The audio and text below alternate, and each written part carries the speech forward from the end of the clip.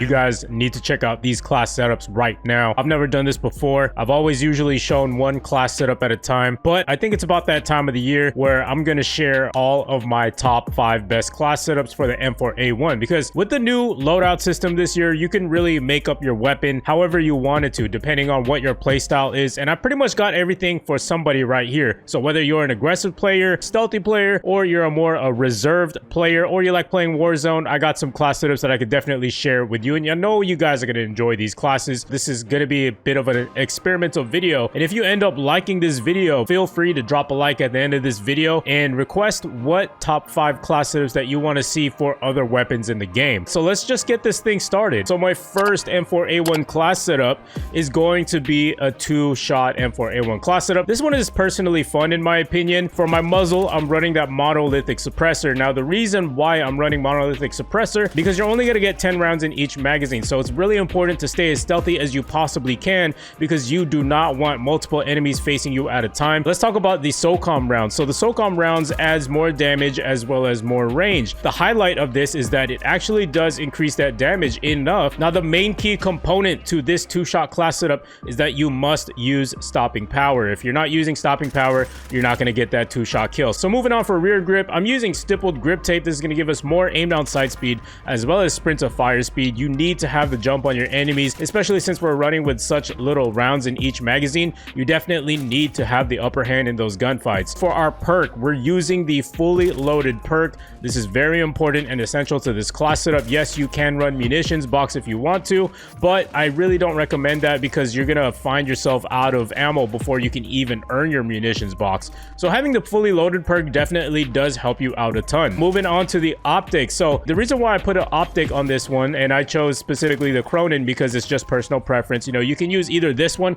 or the GI Mini Reflex, whatever suits your fancy. Now the reason why you got to put a sight on this is because when you're only working with just 10 rounds per magazine, you want to make sure that your aim is as precise as possible. Also, one thing I do have to note about this class setup is that you want to play as up close and personal as possible, because like I said, if you are not that accurate with this gun, you're not going to hit your shots from long distance. However, with the way that this class setup is, you can definitely melt people from long distance, and especially if you put on that stopping power field upgrade, that is super important. So let's move on to the perks. So this is also very important. So for perk number 1, I'm using the quick fix perk so that we don't have to worry about stim shotting ourselves when we do get hurt in those gunfights or there's multiple enemies coming up against us. If you do get a kill or 2, your character will self-revive without you having to do anything like a stim shot. So that's very helpful. After you get into a gunfight, you get a kill and you will instantly revive your health super fast. So that's why quick fix is important to this 2-shot class setup.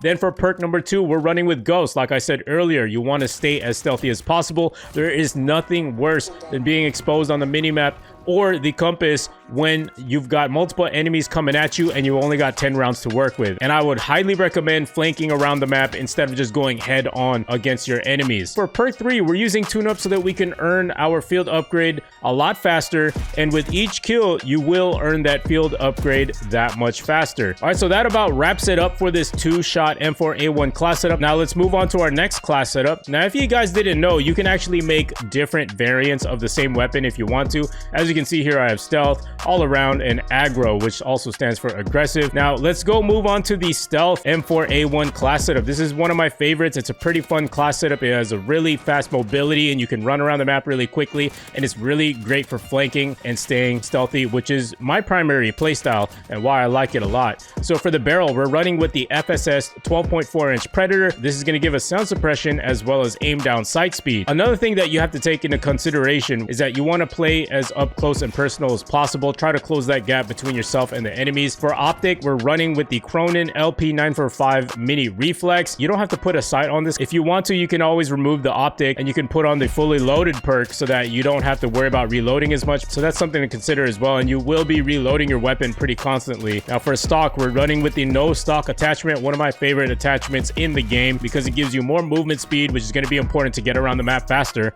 as well as aim down sight speed, again, to help us win those gunfights. For rear grip, we're running with the stippled grip tape, and for our underbarrel, we're running with that Merc foregrip so that we're able to challenge enemies from medium to long range, as well as hip fire if we need to in those close quarter combat situations. So with this class setup, you mainly want to use the Dead Silence field upgrade. Whenever you get it, always pop that bad boy, like when you're deep in the enemy spawn or you're trying to flank an enemy, you don't want him to hear your footsteps. That would be a good time to call in your Dead Silence. And then for perks, we're going to switch this to EOD as our first perk so that we take less damage from explosives. For perk 2, of course, going along with the theme of stealth, we're going to be running with Ghost. Then for perk 3, we're going to change this one to Tracker because we're going to be flanking around the map. Being able to see enemy footsteps on the map is going to help you locate enemies that much easier, as well as expose enemy locations that you didn't even know were there. Okay, and for the next class setup, let's talk about the all-around M4A1 class setup. So for starters, we're running with the monolithic suppressor.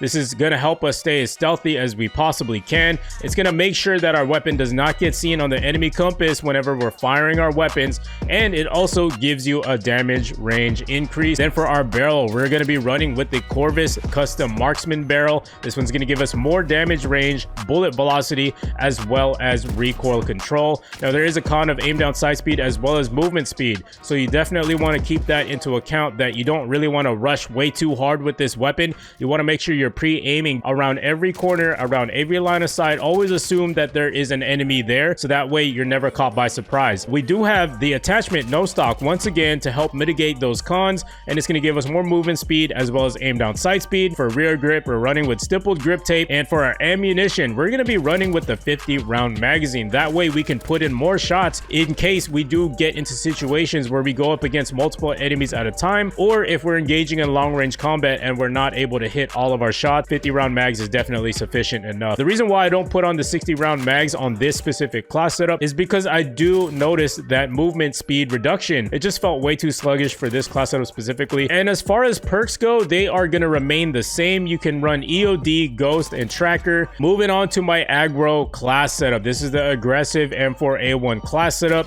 So we're running with the Corvus custom marksman barrel. It's going to give us damage range, bullet velocity, and recoil control. For the optic, this one is personal preference. It's really up to you. I just feel like the sight on the weapon just helps me aim in on my targets that much easier with more accuracy. If you've got amazing accuracy and you're okay with the iron sights, you can always take off the optic on it and opt for the fully loaded perk. Again, this is an aggressive class setup. You can put on the fully loaded perk if you want to, so that you have more ammo to start with, and you don't have to worry about scavenging for that 5.56 ammo around the map. Now for stock, we're using no stock, and then for our rear grip, we're running with that stippled grip tape.